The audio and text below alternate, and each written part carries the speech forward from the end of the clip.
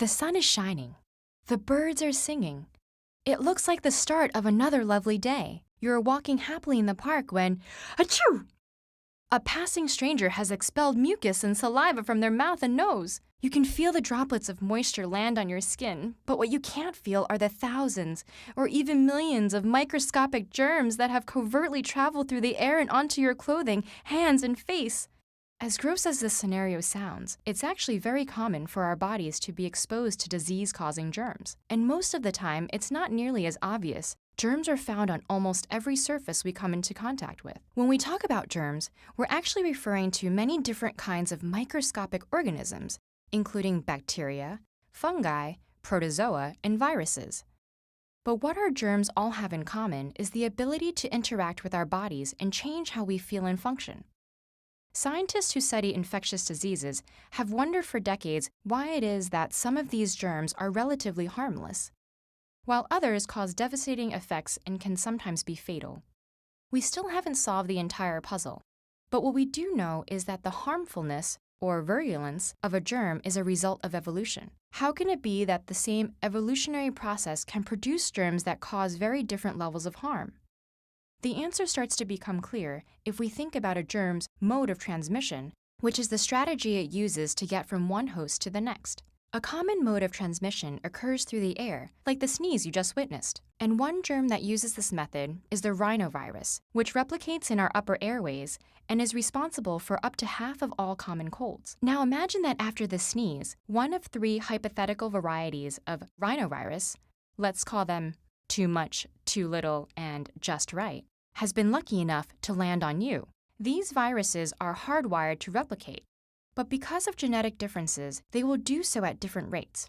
Too much multiplies very often, making it very successful in the short run. However, this success comes at a cost to you, the host. A quickly replicating virus can cause more damage to your body, making cold symptoms more severe. If you're too sick to leave your home, you don't give the virus any opportunities to jump to a new host. And if the disease should kill you, the virus's own life cycle will end along with yours. Too little, on the other hand, multiplies rarely and causes you little harm in the process. Although this leaves you healthy enough to interact with other potential hosts, the lack of symptoms means you may not sneeze at all. Or if you do, there may be too few viruses in your mucus to infect anyone else. Meanwhile, just right has been replicating quickly enough to ensure that you're carrying sufficient amounts of the virus to spread, but not so often that you are too sick to get out of bed. And in the end, it's the one that will be most successful at transmitting itself to new hosts and giving rise to the next generation.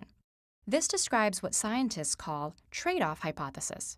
First developed in the early 1980s, it predicts that germs will evolve to maximize their overall success by achieving a balance between replicating within a host, which causes virulence, and transmission to a new host.